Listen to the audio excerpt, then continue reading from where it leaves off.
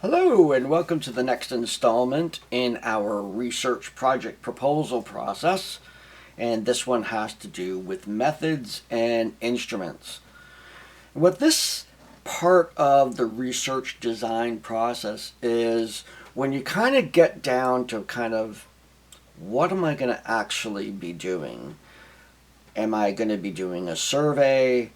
What are the questions I'm going to be asking? What are the instruments that I'm going to be using? If I'm doing an experiment, what experimental design am I going to be using? What I'm going to have people do in order to collect the data that I need to then analyze to address my hypotheses. So, depending on the complexity of your study, you may be doing an experiment where you're having people respond to stimuli, or you're having them write about things, or you're having them look at images and respond to those, or any one of those sort of things, or listen to things and respond to those, identify emotions or something like that. And then in other times, you're sending out a survey and you're asking them specific questions, and you're going to use the data from that survey in order to draw your conclusions. Either way, what you start off with in this assignment is, again, and I have the assignment ready here. So here's my title page.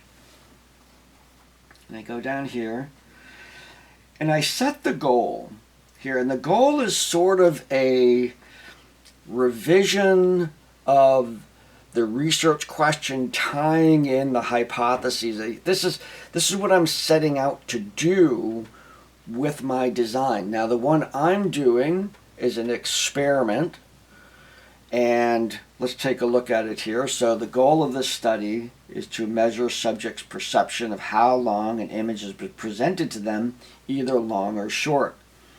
Then I talk about where am I getting this information? This was also in one of the previous assignments. The study will utilize images selected from that resource. 36 images from the scene size by clutter database, and there's the link to that, have been selected. One from each of the 36 categories through 6 levels of scene size by 6 levels of clutter. The images selected for this study can be found at that link, and that's a live link to a web-based slideshow for those. Now I get into my methods here. This experiment will utilize Sci Toolkit, which this is at the back of the course book. There's a link to this. It's a tool to design both surveys and experiments that you can conduct online.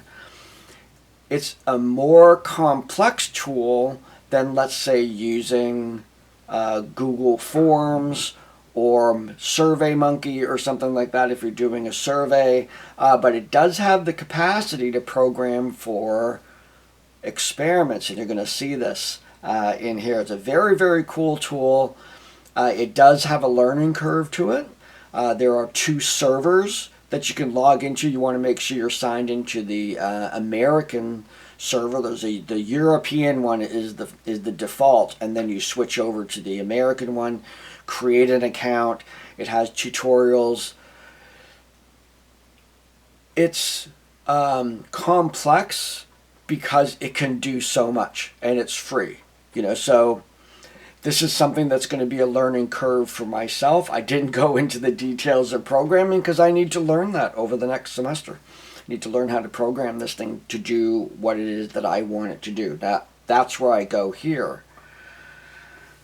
So this experiment will utilize Sci Toolkit to construct an online experiment. Subjects will be shown each of the 36 images for 900 milliseconds, 9/10 of a second. They will be instructed that they are to view a series of images that have been programmed to appear for different lengths of time, measured in milliseconds. This is a deception, as each image will be presented for the same span of time. But I'm creating the expectation that they think they'll be varied Okay, so they're not expecting them all to be the same length of time. After each image, the subject will be asked to select if the image was presented for a long time or for a short time. Students will then press an arrow to move on to the next image. They can do that 36 times and finish. That's it. Now, some of you will be looking at instruments. You might have a survey itself, like a test that you're going to be using. You need to reference that test, that they'll be completing that test, and then for those of you who have those items and any sort of other questions that you're going to have, any one of those written tests that you're going to have people complete, you need to type them out and put them into what is going to be an appendix of here. I didn't have to do that with the study that I have here. The experiment's going to be there. There'll be a link to the experiment once that's completed. If you are using instruments, you're using an instrument to measure personality or using an instrument to measure mood or anything like that, you need to get that instrument and you need to copy those. You need to write out all of those questions as they would appear on your own survey into a page in this document here after the references. It's called an appendix, and that's where you put each one of your instruments, and you refer to those in the writing. So you would say Appendix A, Appendix B, Appendix C, and you would organize each one of those. So for those of you that are using instruments like that, you're going to have to create documentation within this assignment for those. My example doesn't have a survey involved, doesn't ask those types of questions. There it is.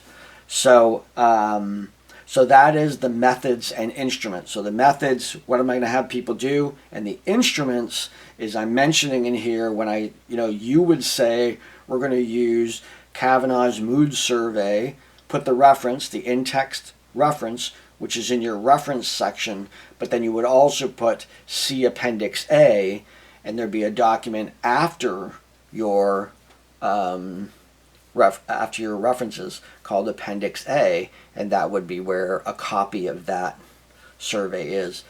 That's a little time consuming because sometimes these surveys you have to type them all out and they're long. But it's good to do it now because you're going to have to do it to put it into server software anyway, and once into survey software, once you have it in Word or your document, it's going to be copy and paste from there. So it's a good time to get that done, transferring your survey tool into a Word file with those questions, not an image, not certainly not a copy and paste, and it loses all its formatting and stuff. This is a neat presentation of each one of those questions and the answer, whether it's a Likert scale, 1 to 5, or whether it's a blank space or whatever, and these are numbered.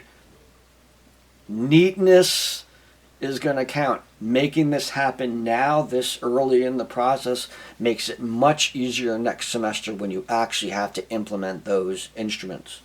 So take the time now to get all of those instruments into your document under appendices, depending on how many. Other appendices are going to come up later. The letter that you write for sampling, your consent information is going to be on another appendix. So this is coming up in terms of how I will be having these expectations. In the end, of course, your proposal will have all of these things all knitted together. So that's part 5 here of this process, methods and instruments. So if any questions, please reach out to me, and have a great week putting these together. I'm looking forward to, as people are moving through each one of these assignments, it's starting to get pretty exciting. So take care.